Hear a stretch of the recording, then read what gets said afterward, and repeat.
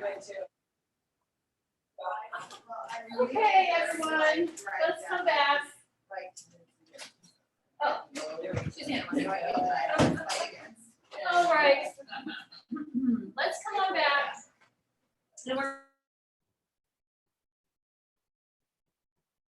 You had done the first 4. And then we had started to talk about, those other vrittis, when we weren't resting in our own true nature.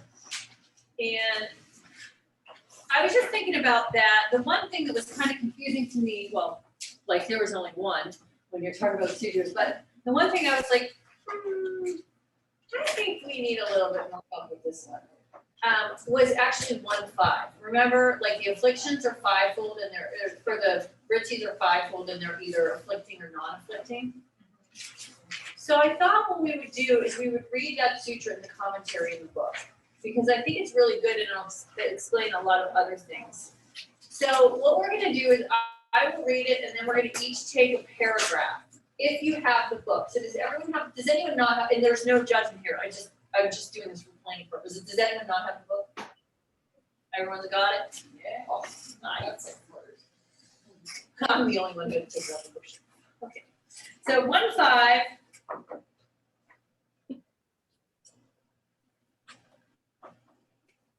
And, Nikki, I'm going to have you read the first paragraph and then we'll go around this way. Okay? Okay. I'll read the sutra and then you can start. So the tendencies that cause the mind to rotate are 5-fold. They are either afflicting or non-afflicting.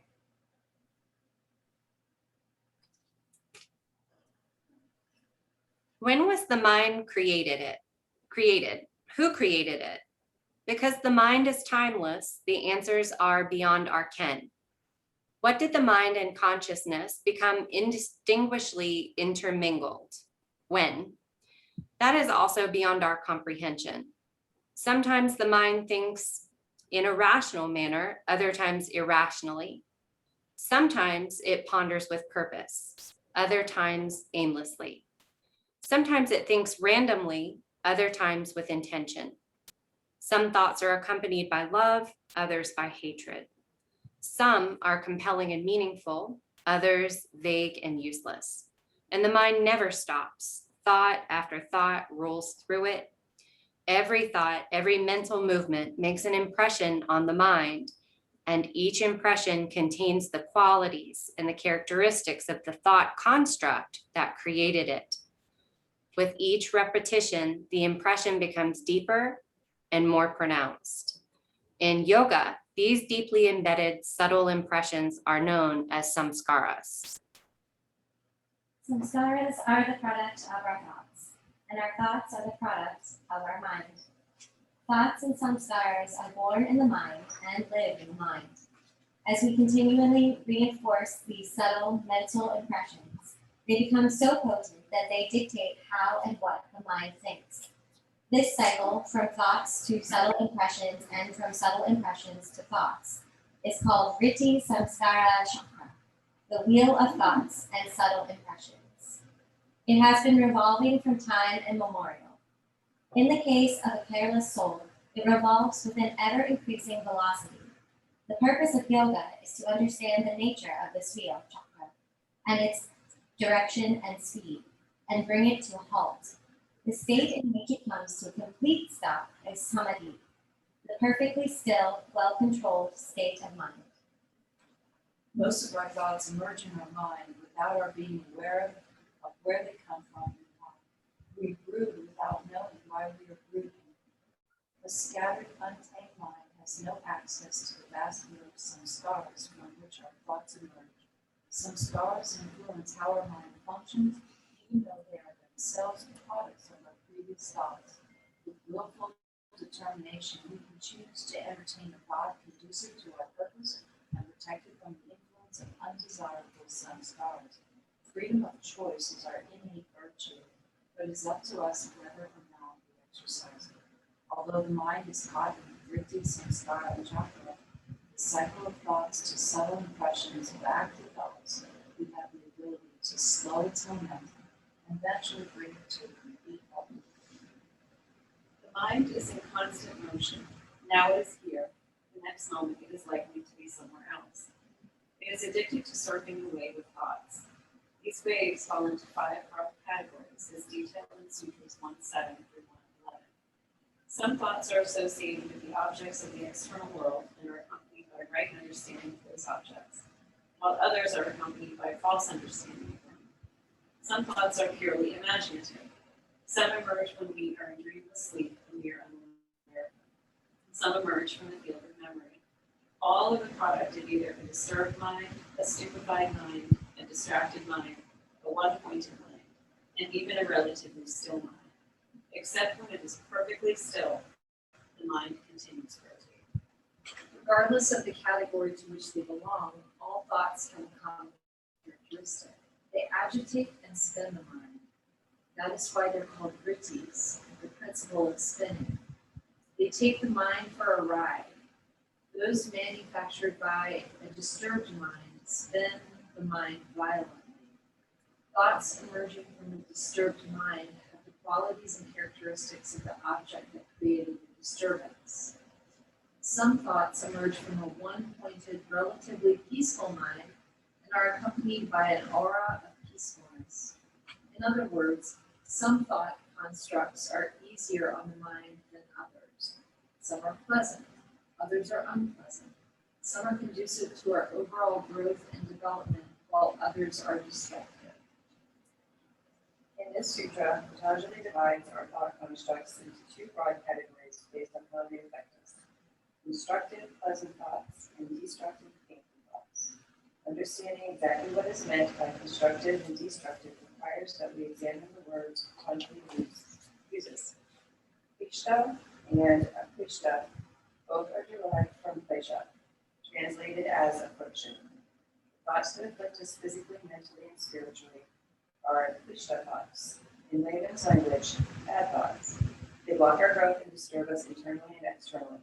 No matter how committed we are to a spiritual path, if we fail to pay attention to the effort of our thoughts, we will make no progress. To a large extent, spiritual practice involves removing these painful thoughts and replacing them with constructive, auspicious thoughts. The word klesha is more profound than the translation affliction conveys. Klesha encompasses ignorance, mistaken self-identity, attachment, aversion, and fear. Yoga Sutra 2:3. Thoughts that contain any of these disturbing, painful conditions or that have a tendency to lead to them are klishta thoughts. Those that do not are aklishta thoughts. We call them painful and non-painful thoughts for the sake of simplicity. The systematic practice of yoga leading to samadhi begins with eliminating painful thoughts and replacing them with non-painful ones. At the final stage, all thought constructs are brought to a complete halt, and we find ourselves fully established in our pure being. Yoga practice often begins with asana and pranayama, but the ultimate goal is to attain mastery over the mind's roaming tendencies and elevate the mind to its pure or its pristine state, allowing it to bathe in the unparalleled light of pure consciousness. This is what Patanjali calls yoga and Visya calls samadhi, a state where our whole being is established in its essential nature. In samadhi, we know exactly who we are in isolation from our mind as well as in association with it. We know our relationship both with the external world and with our inner world. Thus, the mind plays a crucial role in yoga. The better we understand our mind, the greater our chances of succeeding in our inner quest. Understanding the mind includes understanding the dynamics of our thoughts, as well as the subtle nuances of where and how thoughts originate. Patanjali devotes the next 6 sutras to enhancing our understanding of thought constructs, a clear indication of how important they are in our self-discovery. Well, that ended up perfectly. Yeah. I did. So, do you all remember the kleshas? In Yoga Sutra chapter 2? Have you heard of them? So there, yeah, we'll talk about them when we get to 2, but I just want to point out, I mean, I always think about them as the human condition, like they're what all of us go through as part of being human, but they're what lead us into our pain. And I just want to point out again, klishta means like affliction or painful, and klishta with the A is not. So there already, klishta is a root that means affliction. Yeah, I got excited when I noticed that. I was like, Oh, you all did. I Good. remember. Yay. No, it's cool. Okay, so I have some thoughts about this, but I wanted to hear if there were any thoughts about this, what we just read. Anything stand out to you or anything you want to talk about? I love the wheel of thoughts and subtle impressions. Just that cycle, talking about it. Because it says it's been revolving since time immemorial. Yes. And the purpose of yoga is to understand the nature of reveal the direction of speed, and then bring it to a call of cessation, right? Because I love that, yeah. What's that explanation? Yeah, I did too, and then I also had a question about, well, when you're teaching meditation, a lot of people think they can't do it because they think they're supposed to stop their mind. Right. And so in a way, that is the ultimate goal, but yet you don't, I mean, the beginning stages are about observing. It's a practice, right? It's a practice, yes. And what I tell people, because I come across this all the time, especially when I teach meditation, is, it's this idea that you have a focus and you rest in it, but then you always move away. And when you notice you've moved away, you come back and rest in it again. And that practice of coming back, what you start to see is, when I move away, it's always about getting in the car or whatever it is. Yeah. You know what I mean? So you start to really become aware of what your thoughts are already, even before. But it is still, even in the beginning, calling the mind back. Calling my mind back. Yep. And I always try to help people understand that it's the mind rests. So it's not like you fight with the mind, because a lot of times people don't like meditation because they feel like they're fighting with their mind. Yeah. It's like you're hearing your mantra, and you're so distracted, you start saying mantra. You think you're gonna stay there, but no, it doesn't work. So you have to it's a gentle coming back and being nice to yourself and realizing when you've gone off and you're thinking about something else, perfect. You're just like everybody else on the planet. That's what happens. Right. You know what I mean? Because I think that's what happens with people is they just are like, I'm doing it wrong. I'm not doing it right. I failed at meditating too, The ultimate goal, I mean, not that, I don't like using that word goal, but is samadhi, which is the cessation of all thought. Yeah. Right? But we have to remember, yes. Yeah, well, I like to think about samadhi as absorption. Okay. So it could be absorption in whatever, the essence of whatever, or non-thought or non-being. You could be absorbed in that. But it's like the mind likes to think. So we're going to talk about this. Oh, so soon. Maybe not today. There's a lower samadhi and a higher samadhi. And lower samadhi has a seed with it. What's that? A seed. Yeah. It's called sampragyata.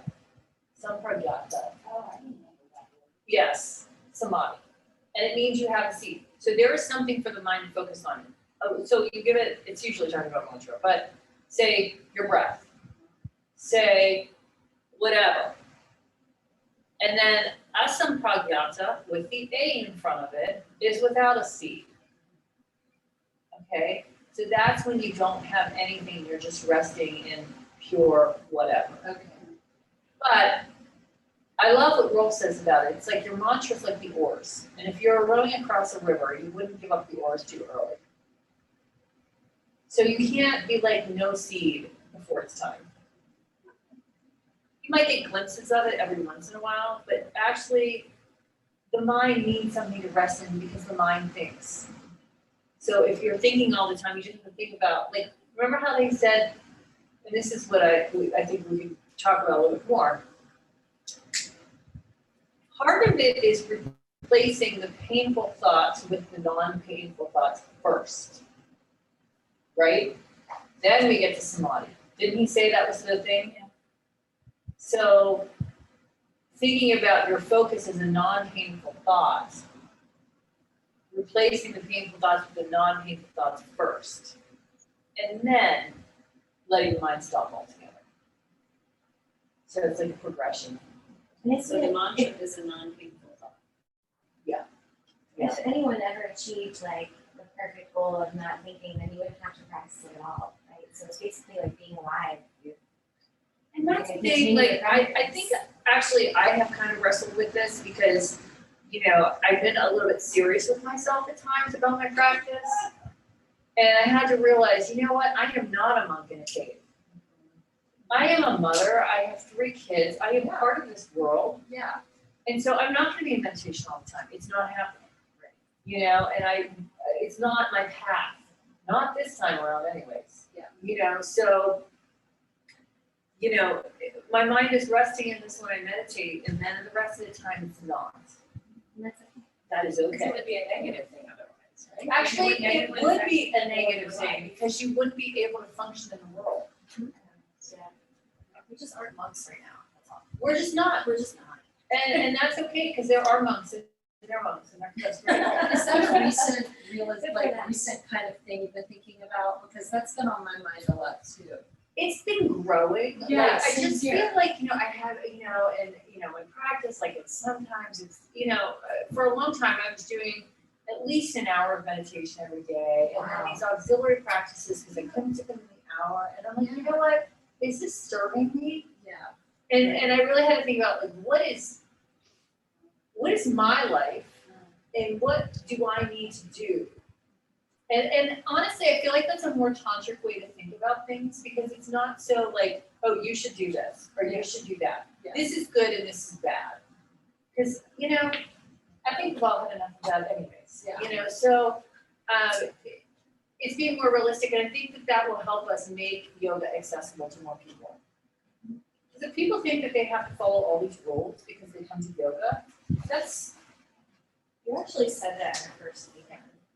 I probably did, yeah, it must There's be a a, we thing. have enough rules. Yeah, we don't need that We don't many, need more rules. we don't need more rules, no, I mean, especially women. Hmm. A lot of women are rule followers. We wanna be good girls, we seek other people's approval. If everybody else says we're okay, then we're okay, and like, that's giving our power away a little bit. So, I think we wanna be careful of that. We don't wanna make yoga another thing where we're supposed to act a certain way and we blindly follow. People like, have you noticed that they already get this preconceived notion about you when they find out that you're a yoga instructor? Oh, yeah. Especially you, I mean, your I know, it's so confining, like, I'm like, no, I'm a person, and I like to have fun, and I like to do things too, like, no, don't put that on me, you know what I mean, but it is true. Yeah. You know, Other things have like this tree hugging vegan, you know, Yeah. and like, not that there's anything wrong with that. And Yeah. I'm like, no, like for me personally, just like balance works, you know? Yeah. Yeah. Like, that's okay. right, Because a lot of people, you know, especially like the food thing. yeah, It's funny how people ask like, oh, so you vegan because you're vegan. No, like I get, yeah. I understand why people ask that question, but it's not the all or nothing. It's not, you don't have to be anything. Yeah. And I remember one time, Haniji said, this one mantra, I guess there was someone, you know, they only serve vegetarian food at the Institute, but like, Haniji, he does not care, you know, and he was like, you think these mantras, they're supposed to be so powerful, are not gonna be able to take care of whatever you put in their path. Like, I mean, whether it's alcohol, whether it's food, like certain foods, whatever it is, like they're strong mantras. It's not like, oh, you did this, it's not gonna work for you. Yeah. You know, I mean, that's not what we're doing. So, and we don't wanna, there's this whole spiritual materialism where we judge other people, we think we're better than them because we do certain things, and like, we just wanna be really careful about that, because judgment is not really what we wanna be doing here. And there's so much of it, and that's kind of always been my perspective, like, I feel like that's the opposite of everything that we're trying to do. You know, Like, oh, you're not yogic enough. Right. Yeah. Like, just, What's that? Yeah. I don't think they even think about all this stuff. Like, some of the more. It's almost like if people are like really haven't heard of yoga, they don't care at all. But it's the Right, people that yeah. have heard a little bit about it. You know, that they're the ones that are like gonna be a little bit judgmental.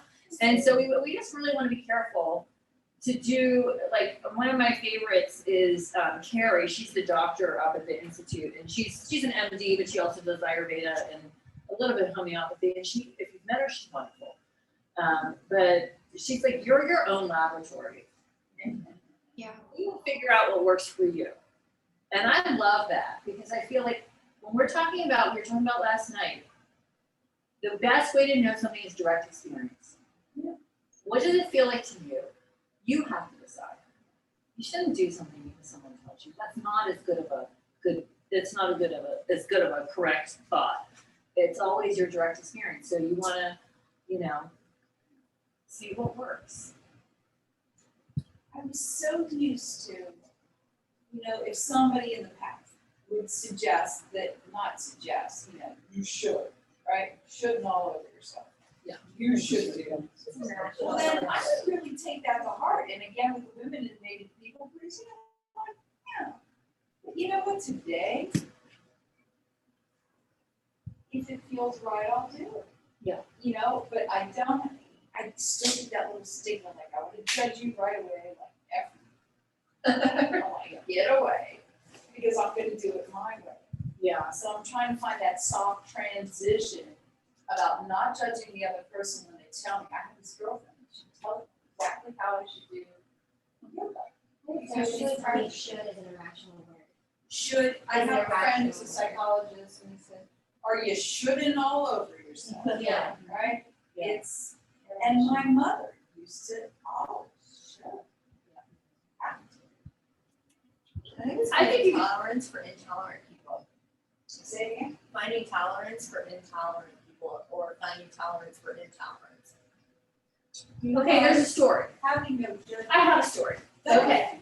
So one time the Buddha was walking with his friend through like the forest. And like, a lot of these Buddhas and sages, they like rely on other people's generosity to eat. Like they don't have jobs. They just pray all day and hopefully someone will feed them. So they went to a lady's door and they knocked on the door and she opened it and they asked for food and she gave them a bag of shit. Oh my God. And so they walked away and the Buddha put it down. But the person that was with him was so mad. How dare she? How dare she? Like, this is so inappropriate and we do all of this stuff and blah, blah, blah. And the Buddha said, if someone gives you shit, you don't have to take it. I don't think that was exactly the right words, but that's the idea of the story. I don't remember exactly. But I like it because you don't have to take everything somebody gives you. it's clearly a metaphor. Yes. Yeah. Yes. Yeah. So it's kind of like what you said yesterday, and I saw in a bumper sticker, don't believe everything you think. Yeah. Or anything everybody else thinks about you. You know what I mean? Like people do that. So we can't, okay. So we have this whole thing that we have these really confusing thoughts. Okay. And what we're saying here is some are painful and some are non-painful. We talked about the mantras being non-painful, but there might be a way to work with this that's a little bit more practical in our own lives. So I've kind of learned this method, and you might have done it with me, but I do it all the time, so it's worth doing it again if you have. This is a way to kind of examine this wheel that we get on and see if we can find some less painful thoughts. Okay?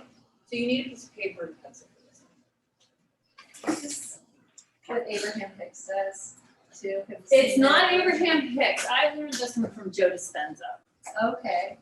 and I think he's pretty good too. So, yeah. So the first thing we're gonna do is we're gonna write down. We're just gonna close our eyes, and you're gonna think about something that bothered you recently. Okay? So just think about a situation where it just didn't sit right with you, or you were upset a little bit.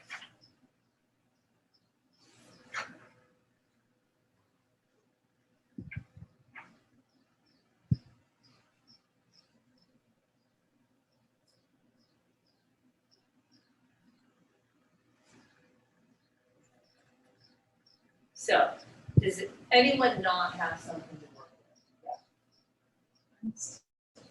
Yeah. Okay, go ahead, still think. I mean, it can be like a little. Be a little, yeah. Okay. Everyone got something? Okay, so first thing, this works with emotions, thoughts, actions. So what did you feel, what was the emotion that you felt when this happened? Or it could be a couple, just list them down.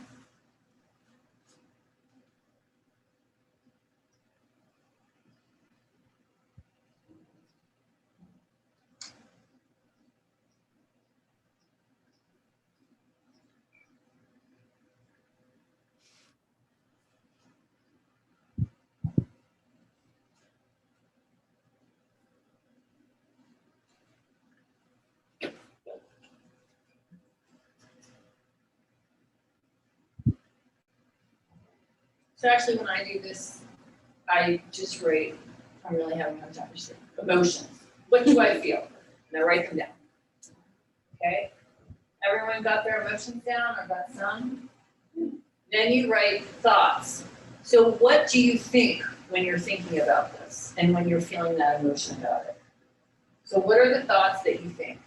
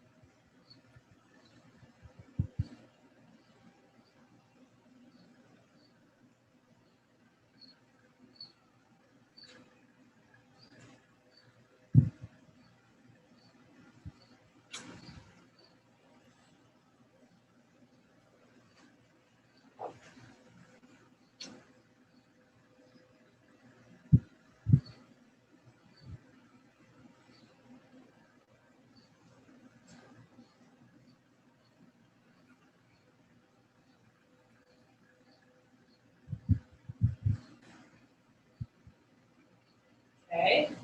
We finding some thoughts that we're thinking? Okay. So the next thing is your actions. What do you do when you're feeling this and you're thinking these thoughts? Some people withdraw. Some people go drink a glass of wine. Some people go shopping. So what do you do when you think these thoughts?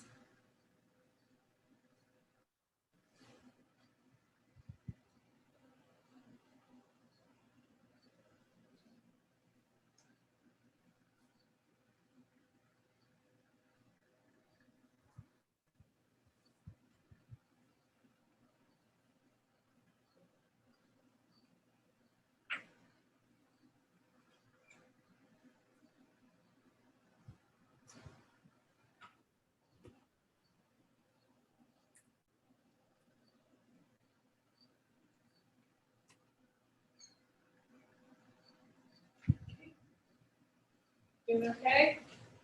Okay, so can everyone agree all these things are painful? pretty painful.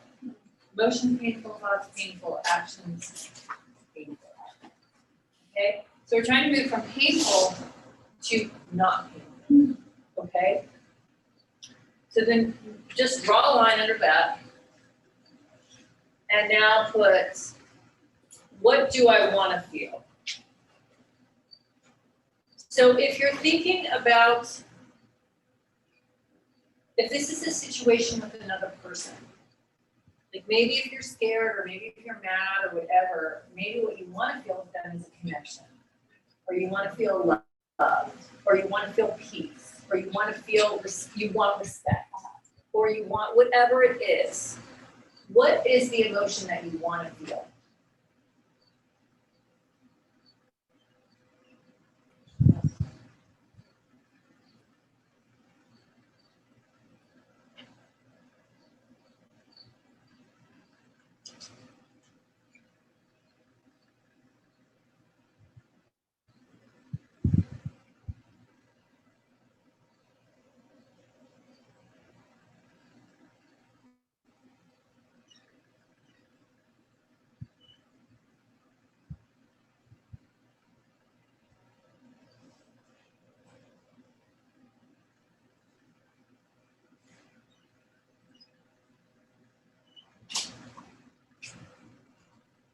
Anybody have any questions about this? Are you having an okay time with it?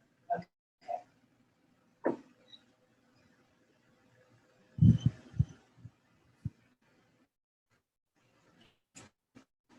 So if you want to feel that emotion, what kinds of thoughts would produce that emotion? So what could you think in order to feel that emotion?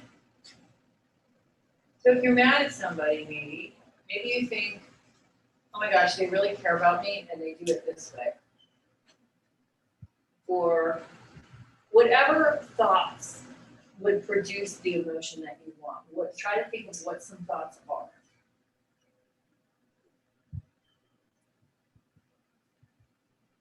What if those thoughts aren't realistic? Okay. Remember, we can't believe any of our thoughts anyways. So we might as well choose ones that feel better. It does not matter if they're true or not.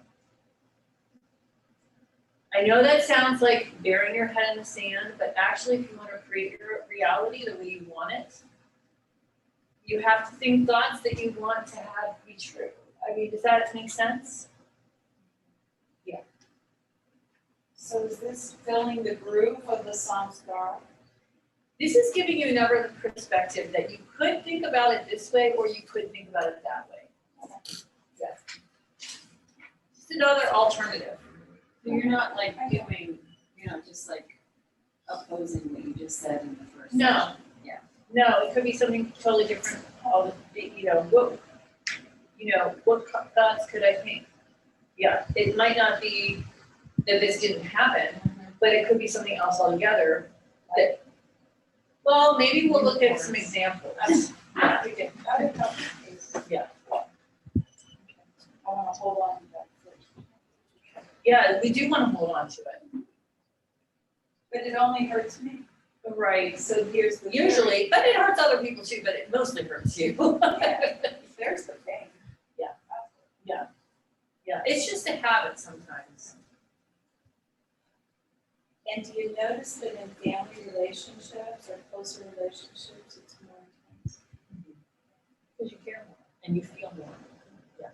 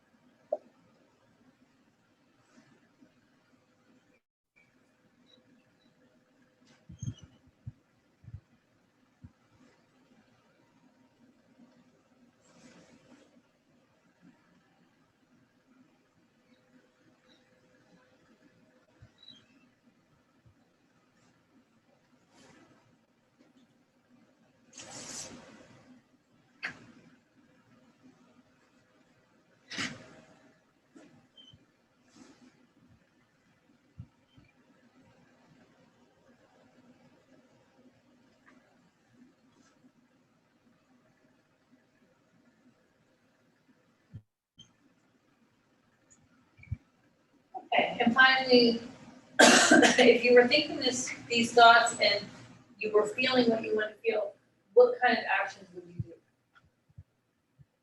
So maybe you would, if you're having a problem with a person, you would call them. Or maybe you would just, paint your nails or something, I don't know, but what would you do?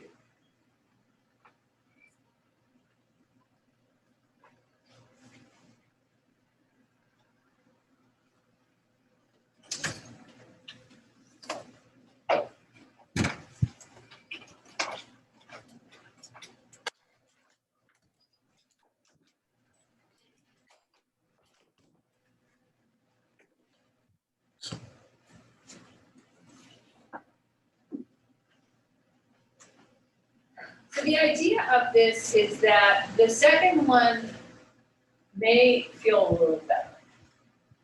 And maybe less painful. Well, let's see if you have questions about it. How'd this go? Where did you get stuck? Or does anyone have an example they want to share? You don't have to, I will come up with one. I can share mine, nobody else wants to. Okay, It's not that serious, and it's related to yoga. So. okay, good. Perfect. Okay, this is actually just last night. I got a text from one of my teachers, who I love, she's great, but she's always the one that's gonna like, she's particular. I love that she's super reliable and like super on top of everything, always. But she's always the one that's like, okay, like, I'll get back to you guys about this, and then, she's gonna reach out before I have a chance to like get there first. But it's good. So she messaged me last night out of the blue, like 10 o'clock. What is it? I'll have to look at it. But my instantaneous reaction was like, what did I write? Annoyed, irritable, confused. Yeah, like, yeah. So she said, I mean, this is like out of nowhere. I kind of texted for a while. I guess I'm confused. Are we teaching without masks? When students practice if they show proof of vaccination? Which I was just like, where is this coming from? Because nothing has changed with our policy. And I went back to, like my interaction with everybody to did I send something? So, and I don't know why. I think it's just because like I had a few hours by myself. I was like decompressing, watching a movie completely by myself, which like never ever happens. And I just know her, and like I know the mind of where it was coming from on her, or I thought I did. Okay, yeah. So you my were thought annoyed? process is like she's annoyed, and messaging me to kind of like push me in that direction. And so I was annoyed. And I'm just like, where is this coming from? Like, did somebody tell you otherwise? Because like, she's like, well, Trader Joe's and everybody else just dropped their masking policy. And I'm like, yeah, but like as a private company, like that's everybody right now has different policies. Like, I think, like some places you still do, some places you don't. So I just kind of was like, where's this coming from? Whatever.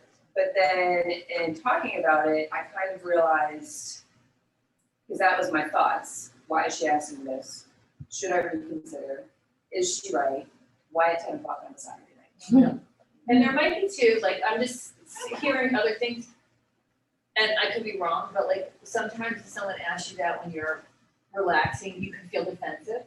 Totally, yeah. And you could feel And I like, tend to go to that point anyway. yes, and like, oh, is she saying what I'm doing is wrong? Right. Yeah. Because that's how it came off. And texting is all it's set up to be short and abrupt. Connotation is completely lost, right? Like, Yeah. And so like in my mind, I was like, okay, or you just like send back something that would be equally as easy to misconstrue or make it think it sounds a certain way, which I would have been annoyed. Like, okay, so let me like kind of see where this is coming from. Because then I realized that, like this is something that like I need to decide. I know that our students are like so ready, and I know that in the beginning people were choosing not to come back yet because they weren't vaccinated. Or because for a while it was like you didn't have, like for a while ago you like didn't have to wear masks all the time, and they changed that. So that people were coming back, and then now it's kind of been switching to like people who are vaccinated want to be able to take their masks off. And I get it, like instructors, it's the same thing, they're like, when can we take our masks off? My back and forth from students has more been equal on both sides. There's people that are just as nervous about a no mask policy. So I just was like, well, let's just kind of wait a little bit longer and feel this out. But it was something I was sort of dragging my heels on. And after we talked, I'm like, okay, well, like, how about Memorial Day? She's like, oh, okay. She teaches in another studio who has dropped their mask policy. They're requiring proof of vaccination, which is what we're also doing.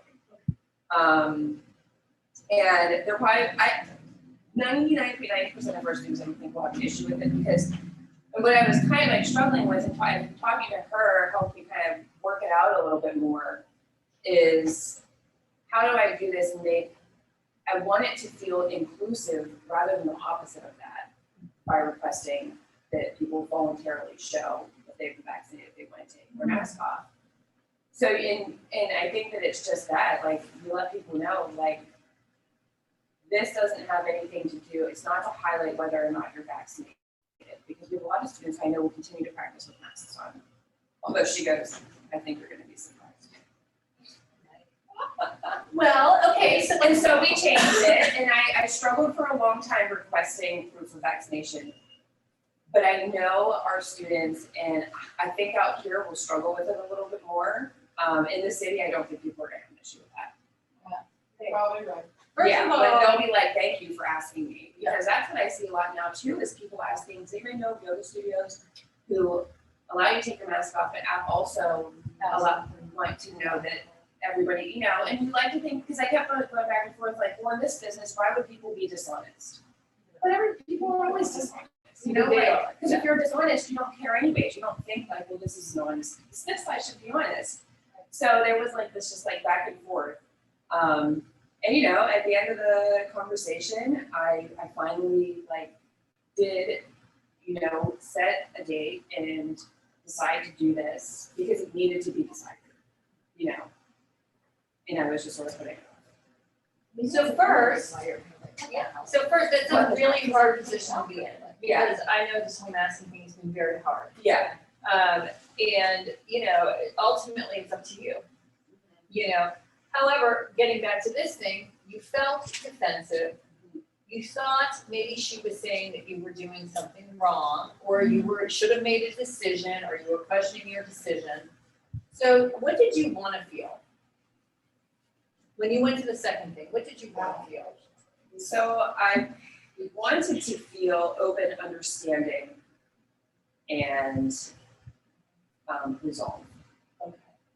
Open, understanding, and resolve. So what were the thoughts, the new thoughts? New thoughts? How to resolve, ask why she feels this way, discover the best way to do this, stay open to suggestions. Could one of the thoughts, new thoughts be, maybe she wasn't saying you were doing it wrong, but maybe she just was wondering what was going on? Yeah. What was her intention? Yeah, I mean, sometimes we think someone's like, oh, you're doing it wrong. They actually just really want to know, and we are the person that's telling them. So they just want to know the answer, you know, and sometimes that's not the case, but if you think that, it's a lot easier on you. Yeah. You know what I mean? And that's the whole point. Like sometimes, like when it was saying, you might feel like that's a reach. Maybe you do think this person is, you know, I feel like I've had both. 50-50. I've had both. Like I've had some people ask me that like wanted to influence what I was gonna say, and I've had other teachers ask me they really just want to know what's going on. Right. And so She's the person that I'll ask her opinion because I know that she's the one who's going to give an open and honest opinion. she's direct. And she's Right. right. And so she Which was is asking, great. you know, And I need, asking you know, the right like, question. yeah, and it's good, and like, quite honestly, I need that, because I, you know, will get in my head and just stay there, that's how I, and so I need that person that's gonna be, okay, like, you know, talked about this, what are we doing now, you know?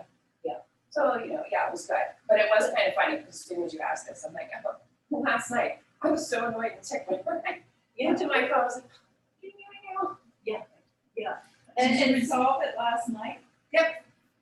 And then you. yeah, and it was fine, and I felt really good afterwards, and, yeah. You just weren't ready to deal with it right then. Yeah. But I'm But glad I did. one of the things that you wanted to feel was resolve. Yeah. Yeah. So you did end up feeling resolve. Because that's kind of part of just who I am. I'm like, okay, well, we need to this needs, closure. Like, how are we gonna, So you went from, I went from like, girl, to, check the okay, last text message. now we can. Because I said, nothing has changed, which I didn't. But I think I started typing back something that was probably a little snarky, and I was like, well, I could just like kind of wait and see where her headspace is here. You know? Yeah.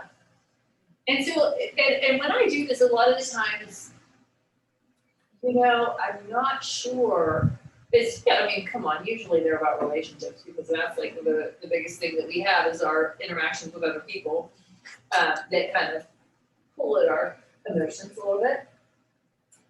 And like I said, sometimes the new thoughts seem a little far-fetched, but it's still a relief to think of.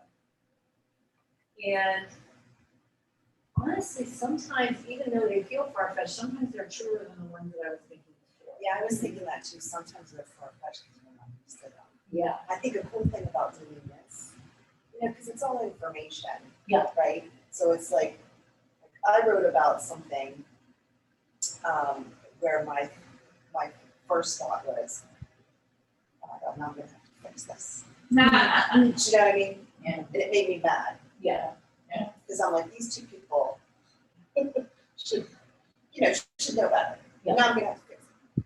So like that's showing up a lot, that thought, right? Is then like, so I like what you said about the process, like that means that of course you have to know what it is. Yeah. That's the power. Yeah. And then you fix it. And what do you do when you think you have to fix something? And it just makes me mad. Yeah. Oh, my action? Yeah. My action was to like back away. Yeah. Like the building was burning. It's super interesting when I look at mine, It because like, wasn't burning, it was not. like the fight, flight, or freeze. Yeah, sure. That's the flight. Yes. And I do that too. I withdraw, I run away. I pout in the corner. That's what I do. And I'm like, that is actually, and I can't get to other actions until I can think other thoughts. And, and it's just interesting. Because what I found about this exercise is it really works. Because I really have been able to, and then it frees up. It just frees up, and it's a new perspective. And some of us are fixers. Like we feel like something's wrong. We need to go. I think that was on mine too. Oh my gosh, what do I do to fix it? And like maybe a thought is, I don't have to fix things. That's my thought. I can just chill. But it's really hard. But until you like work this process long enough that you realize that the first thing is, I laugh at myself. I'm not gonna fix that, and I'm not stepping into the fire. Yeah. But there are some sort of things that I still want to go into the fire. And Yeah. Well, the other night after we got, the Friday night when we were here, like, I had just gotten my second vaccine the day before. I wasn't really feeling good. And I went home and it was like a big pile of dishes in the sink. This is not what I wrote about, but I was like, wait, now I gotta do the dishes. And then I was like, actually, no, you don't, because guess what? No one else is gonna do them. They'll be here for you in the morning. If you don't, they're still gonna be here. I'm like, actually, you don't have to do the dishes. And mine are still there right now. And I wrote a note, you have to decide. So I'm like, yeah, Nobody- if I don't feel good, I don't have They're to. already Right. in. And then I like had a little snack. Good. And I was like, oh, you know what though? I will feel so much better in the morning if I do them. And then I did them with a better attitude. And it wasn't like I had to, but I was like, yeah, my experience is if there's something broken or there's something that needs cleaned, it's gonna be me eventually. So I decide what I That's wanna what do. I said. Yeah, it is gonna, yes, just going It's to really be. passive aggressive way of saying, hey, do you wanna go vacuum this room? He finally called me out on it a couple months after living together. He goes, why do you ask me if I want to? Yeah. He's like, of course I don't want to. I'm like, then don't do it.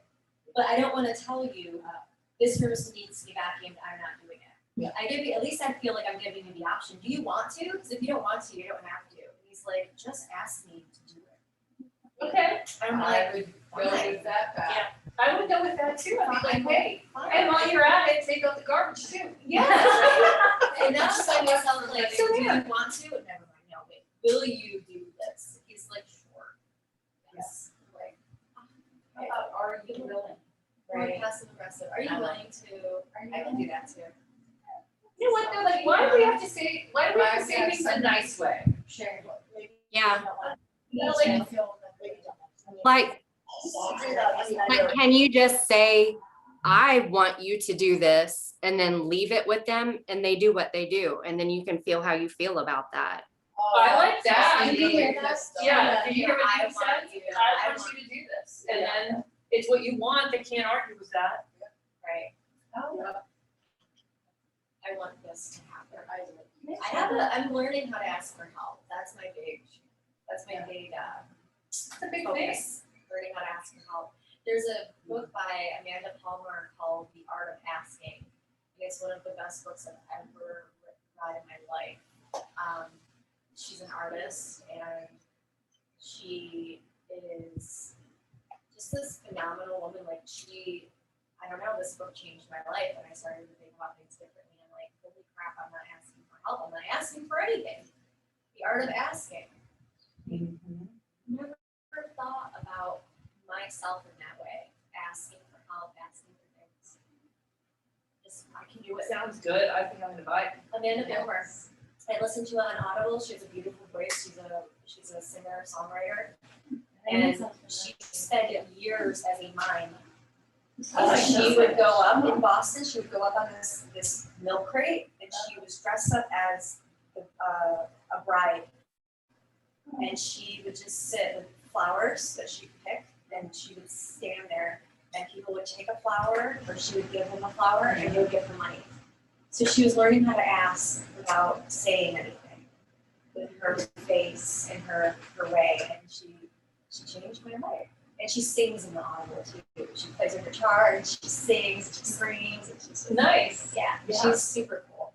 I wish I could gift you all a book of this because it changed my life. I mean,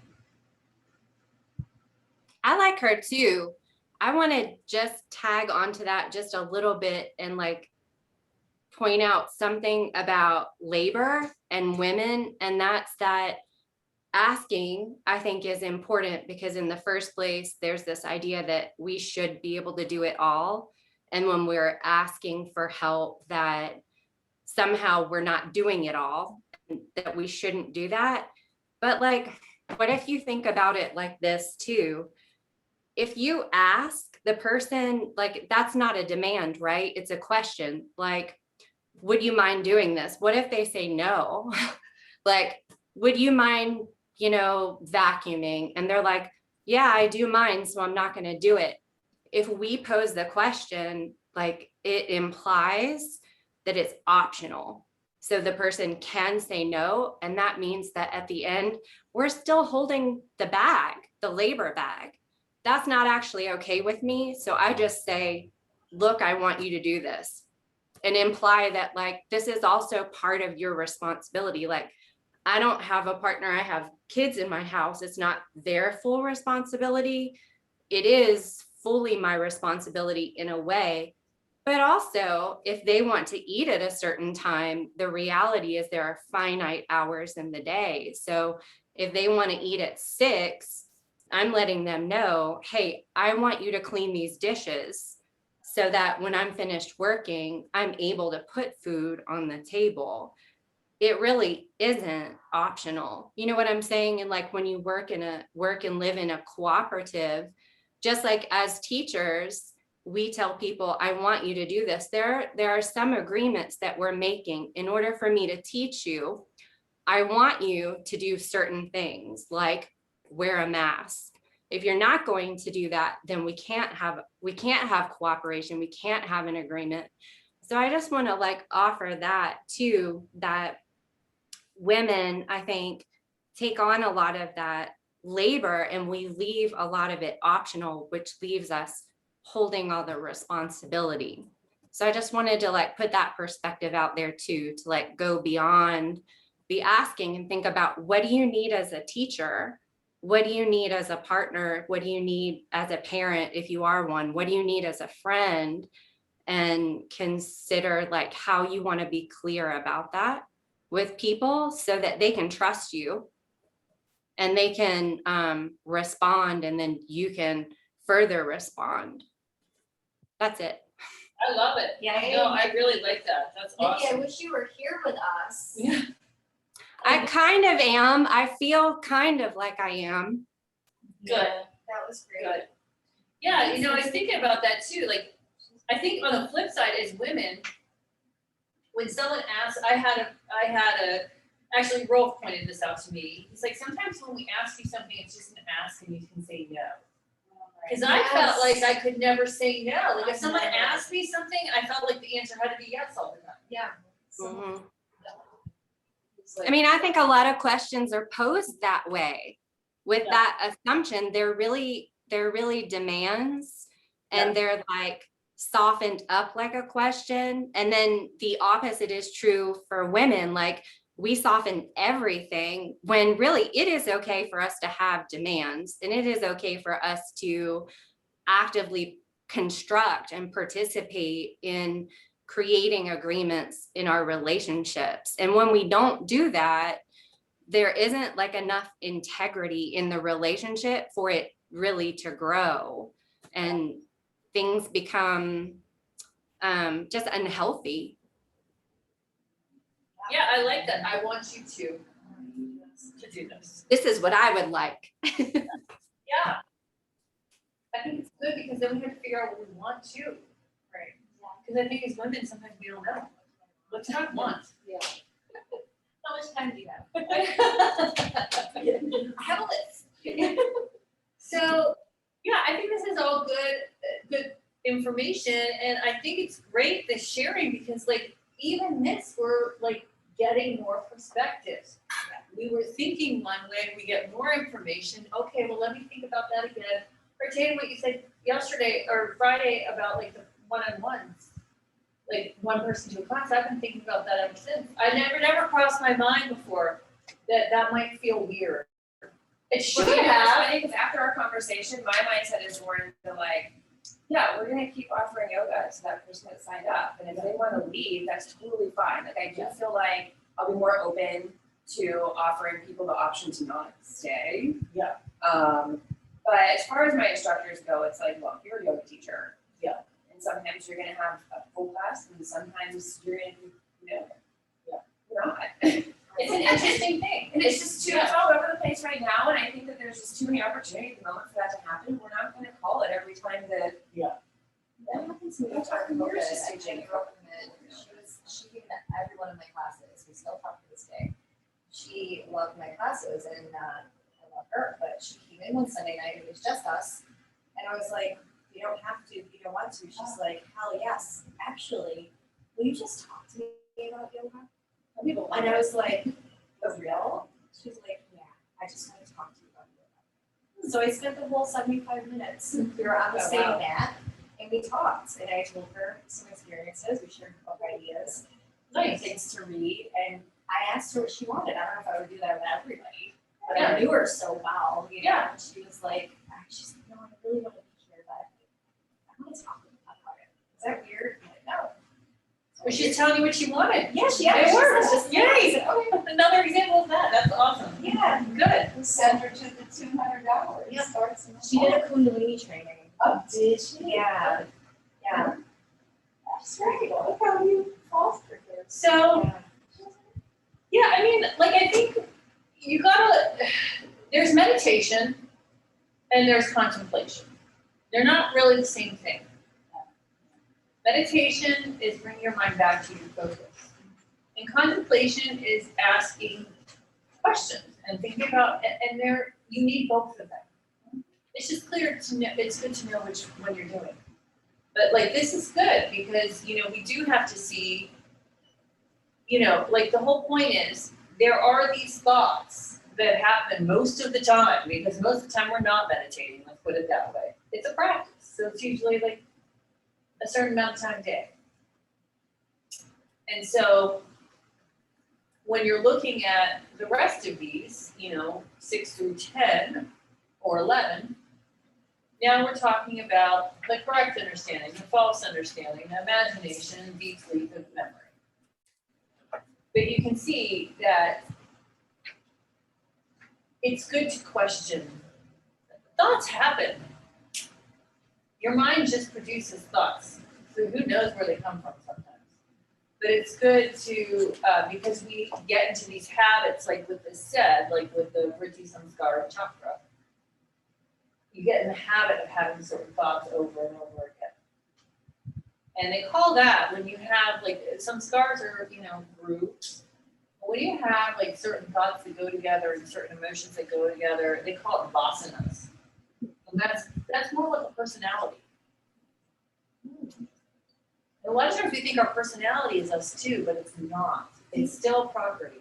Do you think we have like different personalities in different sections? Like I wrote about a situation that I got upset with my son, which I'd really like to share actually. But we're running close on time, and No, it's okay. which he like I actually talked about it the other day too, because I came home for lunch and he was watering the flowers, but he was like killing the flowers. I was like, what are you doing? This stream of water was so hard on the flowers. He's like, you're making them apart. And so there was like a lot of emotions in there. First of all, I was like, whose kid are you? Like, who taught you to be so mean? Like, and then I have to remember, like, he's a boy. And growing up, I was consistently saying, be gentle, be gentle. It was like a mantra for him, just in the way that he exerted himself. And now that he's grown so much, like, it's almost like he's a dog that went from being a puppy to suddenly being huge. Like, he doesn't realize how big he is and how much power he has when he's exerted. So, and then also to really share, he snuck out last night, which I caught him at 3 o'clock in the morning, the little hoodie stuffed with a pillow, and I know he walked over to his girlfriend's house. And I'm like calling him at 3 in the morning, and I'm like, that's what's wrong with that. It's just like, I know that he's a teenager and he's going through something. Like, who of us did not do stuff like that when we were a teenager? But like, I just really, you take that on yourself, and it's not just how do I fix this? It's like, what? First of all, I have to keep my cool so that I'm going to exemplify to him, like, how to keep your cool when you're not feeling cool, and still like manage to have a conversation about it and still guide him to make good choices. So yeah, I just felt like we were talking about like sort of being able to not feel like you have to fix something, but at the same time, when I'm dealing with those situations as a mother, my personality as a mother, like, how am I going to resolve this situation or fix this situation without kind of thinking of it in that way? Because my child, you're not like fixing your child, but you're guiding them and trying to create. Okay, so let's go to the beginning. So the emotions that you were feeling were. Oh my gosh, there's so many. I was like upset. I was feeling grief for like the flowers and the plants that were not doing How about this? well. Let's go with the sneaking out. Okay. What did you feel when you found out he snuck out? Oh, first is fear, of course. Fear. Like, you see, he's not in the bed, and I'm like, where are you? Yeah, fear, What's going on? shock. Yeah, for sure. Shock, yeah. I mean, at the same time, I kind of knew that might happen, so like, I did it when I was a kid. Like, I'm not. So what did you tell yourself? Well, maybe I shouldn't have shared stories with him about myself sneaking out. But Okay, so also, maybe I'm a bad mom. In some Yeah. way I did something wrong. Right, Okay, it's now your problem. Okay. Right. What else? Also, is he okay? Is he okay? Obviously, Scared for what's going on? Where is he? What is he doing? Is he, obviously he's probably with a girl, I'm pretty sure he's his girlfriend, like, there are a lot of thoughts going through there. Do I need to call the police? Is he gonna pick up the phone when I call him? He didn't pick up the first couple of times. That is terrifying. So scary. And so what were your actions? So you called. He did pick up, and then once he picked up, and of course, my boyfriend, I woke him up immediately, actually, before I called. I was like, Aiden's not here. What? I'm calling him. Put out on the porch. I called him, and he finally picked up. Where are you? I'm by myself. Yeah, right. Get home. Where are you? Oh, I know he's told me his location. Also, so I'm like, I'm putting a tracking app on your phone when you get home as well, like immediately. And then my boyfriend actually, he was like, I think it's best to not deal with this as much tonight. Like, kind of let this, like, the feelings happened, and when he got home, you know, it was just like, I'm glad you're safe, I'm glad you're here, and he was, Mom, I just didn't wanna worry. I'm like, tell me how me finding stuffed hoodie in your bed wasn't going to worry. I love when So they still do that's stuff right. like that. I I don't want me to believe worry, because you didn't want me to know. There's real You estate. didn't want me to know. So, okay, so we got this, so what was the emotion that you wanted, forget about how it turned out. Yeah. In that moment, what was the emotion that you would want to have felt? I don't know what that means, like, I wanted to feel assured that he was safe, like, I just wanted to feel. You wanted to feel safe, Yeah, I just wanted to be safe. you didn't want to be scared. I didn't want to be scared, yeah. So what kinds of thoughts would have made you feel safe? Just knowing where he was, knowing that he was okay.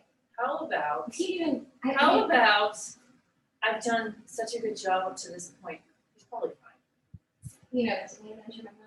But yeah. Yeah. That's I really. mean, we do a lot, and our kids are usually okay. Yeah, and, Yeah. you know, I mean, so you could think, oh, you know, yeah, he's a good kid, and it's all gonna be okay. Yeah. And that would probably make you feel a little Yeah, safer. sorry, yeah. Yeah. Until you It's kill just it. like a quick Yeah. hand, because my head's still on it. I would be mad at myself for not preempting his escape. And that he got over it. I was also mad because, you know, I was My really God. tired last night, so I fell asleep super early. So we didn't have like our normal routine either. Not that that would affect him from sleeping out, but like, Yeah. Yeah. You know, sometimes, the other thing is like your kids kind of, they have their own karma. yeah, I told him that. And Sunday. I'm they like, do what "You they need to wanna stop." do. They do what they wanna do, and like I had, like, so one thing that I did when my kids were little, cause I got divorced from their dad when they were 1 and 2. And so I had to share custody, and I was like kind of nervous about that, cause I wasn't sure he was really a good custodian of them. And I was just like, you know, while they were over there for the weekend, I would just be like, I would ask the divine mother, can you please be the mother for my kids while I'm not there? And I have to just trust that that's gonna work, and then I let it go. And I had lots of practice doing that, and it was actually now that they're older, like it was really helpful for me because I really, when they weren't in my care, I felt like they were being taken care of by something else. Yeah. So that was helpful for me. But I mean, we all do different things. We all, there's no parenting way that's correct because who knows, you know? But, you know, I think feeling safe and feeling like they're good kids. You know, I mean, he's a good kid. I saw him coming here, it's fine. You know, but, you know, just how can you reframe this so, but I mean, so what you're feeling is safe. You know? Did you have the talk? What was that? Did you have the talk or will you wait till? You mean about Yeah. being, oh, he, yesterday, or at some point this weekend, he was like, don't worry, Mom, you drilled consent into my head. It's in there. I was like, oh, that's good. So, Yeah. he's very, I mean, it's like a very trendy topic, I almost feel like, but I mean. Well, good. So it's there for him to. What a great not thing. respect it. Yeah, I you know, think it's- consent. You're right. That could be another thought. I've taught him about consent. He knows Yeah. that. That's the right. That's thing to awesome. do. Yeah. Yeah. And that's a relief, I can imagine, having a boy and having a girl, but things can get confusing when you're having sex for the first time, Yeah. you know? Making sure that you're. I don't think they Yeah, are. I was I gonna mean, say, it is now you're putting that on your shoulders. Yeah. I really don't And think now you're everyone's saying ever quite ready for that yet. He knows the right thing to do, yeah, right? Like, it's a good help. Yeah, I think they do. They do that at some point, you know.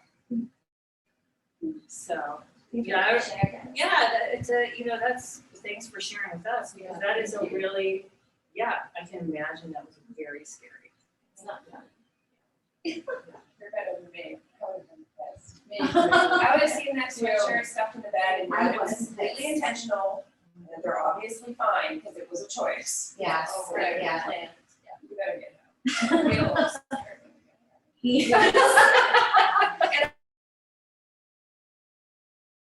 I was trying to do that last night. When you I could finally not- found out. I could not do it. Yeah, I know, I was. Just to let you know, I right? don't know what happened there. I don't know, my mom was pretty cool though, I stayed out on my own time when I was 16, so. Yeah, I think, Yeah, you know, I yeah, think what was that's stuck with all me is at that I was like, how do you say like, I wish you had told me, because I think part of it was the sneaking out, you know what I mean? Yeah, because you would feel more safe if you Just knew. to know where it is. I think, and that's, I think you, like what Nikki was saying, I wanna feel safe. Yeah, I wanna feel safe. I want you to tell me what you're doing. right. You know, and like, I mean, I know I've had that with my kids. My kids do, they tell me, like, some people would say it would be too much, but like, I want them to tell me, Yeah. you know? That's what I always had to do. Yeah. I had to tell my mom, but she always knew where it was. It's more Yeah. trouble if you're lying about it. So she used to call places on Oh, their house same. phones. If I said I was going to somebody's house, she would call that house 100 Yeah. times. and talk to the mother or the father. Mother and father weren't there, she'd say, Shiloh, I'm home right now, you said that the parents were home. Yeah. And I was like, I can't lie to you. Yeah. You know, it got ingrained in me very young, but she's like. I won't get away with it. Tell me the Yeah. truth and it's okay, Yeah. lie to me, we're not. Yeah, the lying is working out, Right, it's the lying. Or you tell. I Yeah, mean, which you we try, know. but So many people lie. So many people. also, you're only one example, you know, your child has many other examples in their lives too. Yeah, really, they do have their own karma. They have their own path where they're working out stuff. And like we said yesterday, going back to the correct understanding, they're gonna learn and they're gonna understand the world mostly from their own direct experience. Yeah. You can't make their mistakes for them, They just don't learn that way. I have a friend, and he is like, he has a hair salon. He like has a lot of people that work for him, and he was teaching me about business a little bit. This is a couple of years ago. So, Kate, this is a bad metaphor, but I think about it all the time with my kids. He said, you know what I do is I let people shoot themselves in the foot, but not in the head. Yeah. Nice. And I was like, I love that. Yeah. You know, if it's gonna be a big thing that's really gonna derail them, I'm gonna step in. Sure. But if not, I'm gonna let them make that mistake Yeah. and have to figure it out. So, anyway, so we didn't get any further with sutras, but maybe we found some clarity about the painful and non-painful. I feel like because we're going deep into discussions, that it'll super Yeah. freeing better. Yeah. It's giving me more food for thought. Yeah, I mean, there's so much in all of these, and it, you know, it's just, I think it really is important to see, okay, one reason we don't want to have painful thoughts is because they disrupt our body chemistry. Like you're saying, Monette, I'm gonna be the one that feels bad when I think that. I'm hurting myself. And so we want to learn how to not, ahimsa is for ourselves first. So if we're thinking painful thoughts, we need to find a way to free ourselves so we don't hurt ourselves. That's the most important thing. And so with this, like I said, it doesn't matter if the new thought is true or not. It still might be worth considering, Oh, yeah. you know? Gratitude is always a big deal. Yeah, it A is. thought. Well, one thing about anger that I heard, we had these monks come in. That's part of my mom's experiment. Oh, She had these monk friends from Canada that came down in their robes and gave a talk here, and no one could understand them really because they didn't really speak that English that well. Anyways, I did understand enough. They were talking about anger.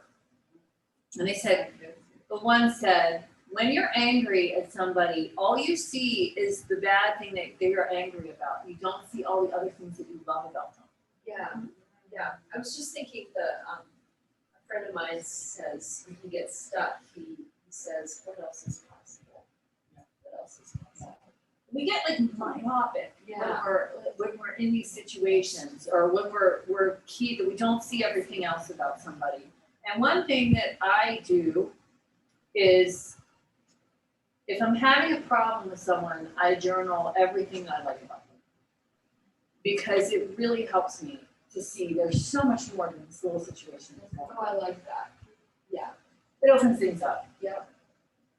Yeah, it's, I mean, and it's learning to, at least what happens with that is it gives you a pause before you react, before you send a snarky text back. Because I've done that a million times, like, don't send the email now, don't send the email, I'm emailing,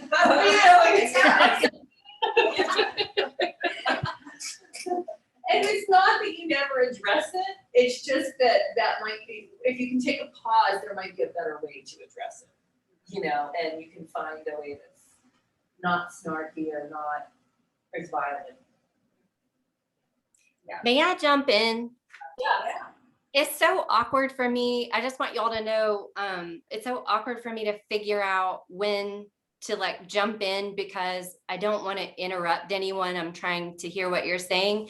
But when you're talking, it all comes through as the same volume and like everyone talking at the same time. So I just wanted you to know that I'm struggling with that a little bit, but I really am like going over my comfort zone with that and just trusting that, that I want to hear what you're saying and that I'm just having trouble hearing and I don't want to interrupt you, but I want to contribute.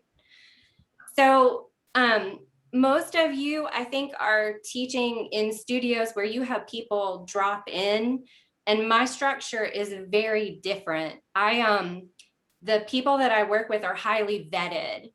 So I know who I'm working with, and I have set things up to work with particular people.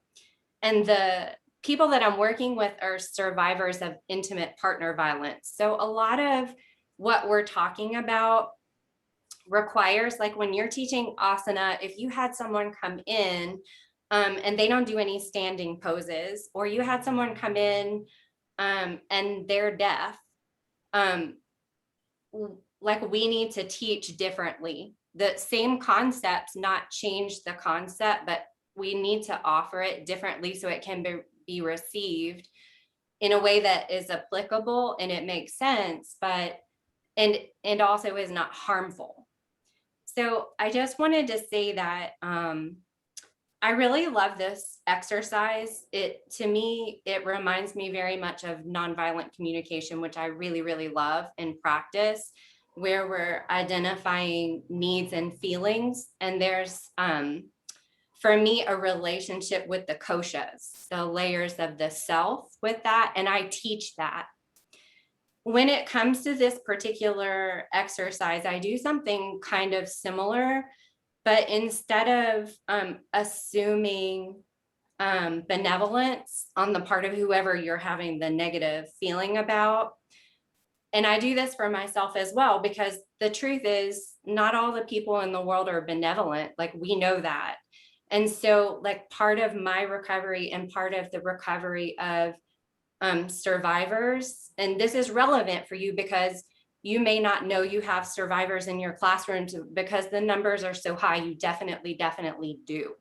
Even if they're not telling you that, they're in your classroom. So it might be important to think about how you say something like this, because those survivors, a big challenge for them is honoring what their senses are telling them. They're already acting they're already acting, assuming benevolence, because they're trying to not be hurt by their thoughts, because it's very painful to live in a world where you see violence, gender-based violence everywhere, and if it's impacting you personally. And so then all these constructs that are of the kleshas, because they're not based in fact, they're not true, and they're not real, that person is actually behaving in benevolence, and then like there are real consequences to that. So when it comes to how would I like to feel, what would I like to see, how I operate for myself and how I teach this is, in a perfect world, how would this be? And it's just like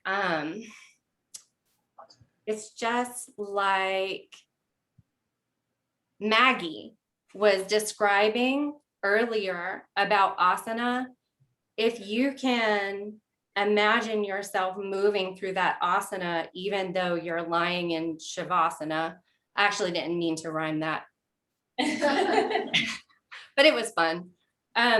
If we can allow ourselves to experience the like metacognition or the joy or the relief of what would the world be like if that person could understand, could care, could change their behavior, but being really, really, really, really clear, we're not spiritually bypassing. We're not saying through the powers of yoga, because you believe this, it's going to happen. We're being really clear in honoring their very real truth.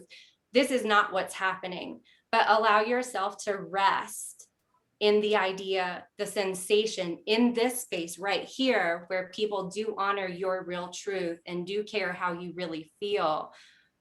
What does that feel like? Because the root of that really is the yoga. That's like who we are. That's the love that we are. That's the truth that is ideal to us. And it's really the only part. It's not the only part that matters. What's actually happening in the world, that really does matter. And spiritual bypassing is a big problem for survivors. It's why when you look at these different traditions, sex abuse happens because these teachings get twisted. So we don't ever want to teach them in a twisted sort of way or ever suggest to a survivor that what they're picking up on isn't real or isn't valuable. Like it's true.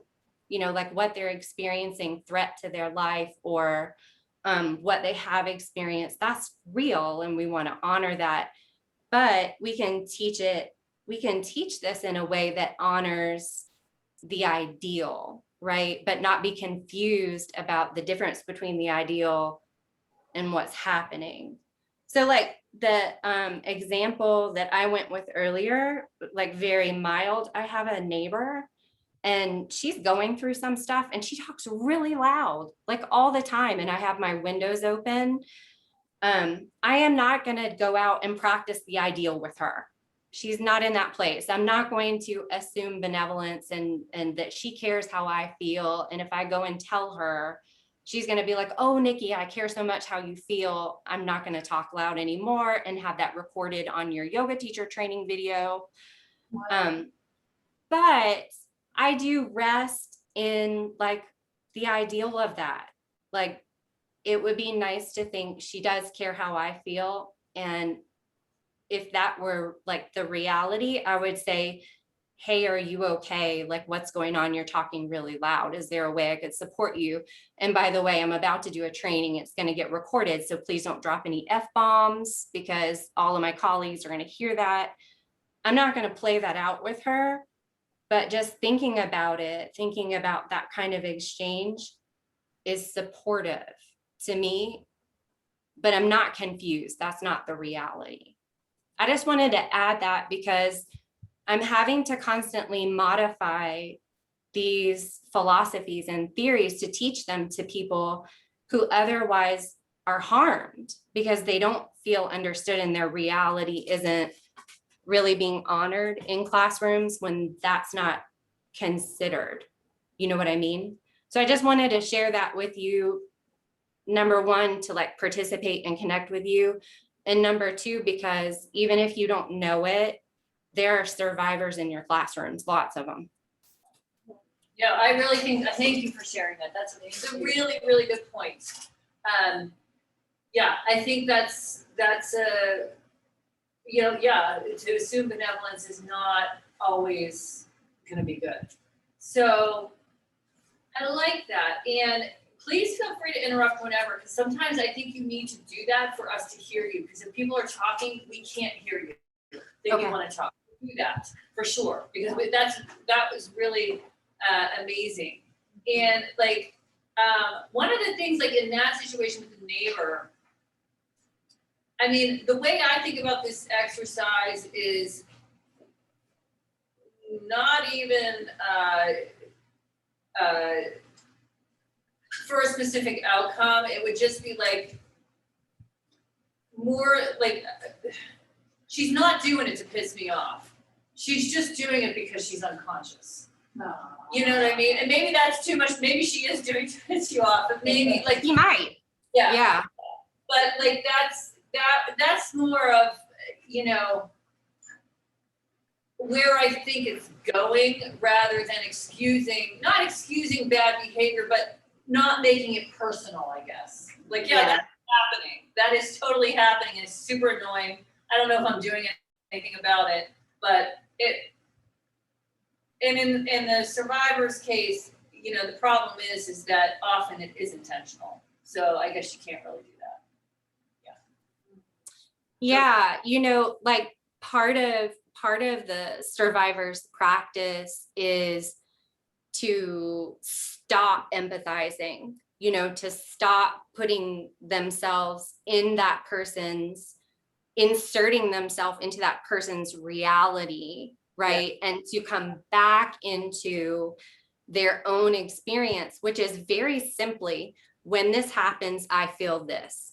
I have this need, it's not getting met, and having enough history and enough data to know that like there is no negotiation here. Like this is not happening. When that is attempted, it's not a misunderstanding. The person is not misunderstanding. It's there's no benevolence there, like, and that's evidenced. And what happens with so many providers, even with DV agencies,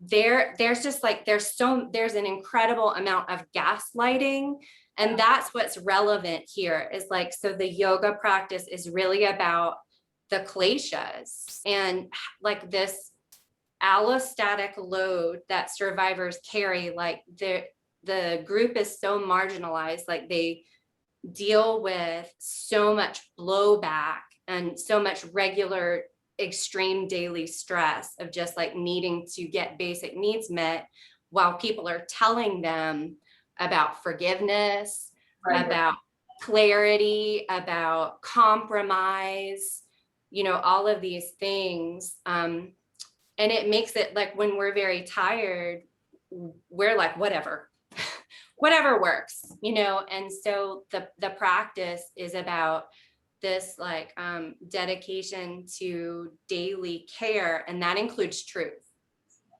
you know? So we want to just like support that, like whatever they're saying is like their truth. We want to just support and empathize. Yeah, thank you. That's really, really a good point. So, yeah. So, okay. Thank you so much, Nikki. So, yeah, so we're at time. It's been a lovely weekend, the part that I spent with you. So, so maybe read, I'll have homework on the thing, but it's gonna be maybe for the sutra, just read 5 through 10, 5 through 11. And then we'll do your tracing. And, you know, that's really, you know, we might develop some more little things to think about. And the reflections are done. I need to post them. And the videos will be up. So, yeah, just let me know if you have any questions when you're looking through things. Okay? Thanks, right? It's soon. Yeah. It's 2 weeks. It's 2 Oh, weeks. yeah? Not a month. Yeah. Okay, see you in a couple weeks. Thank you. Okay. And then Thanks, Nikki. We'll see ya. Yeah. Okay, stop recording.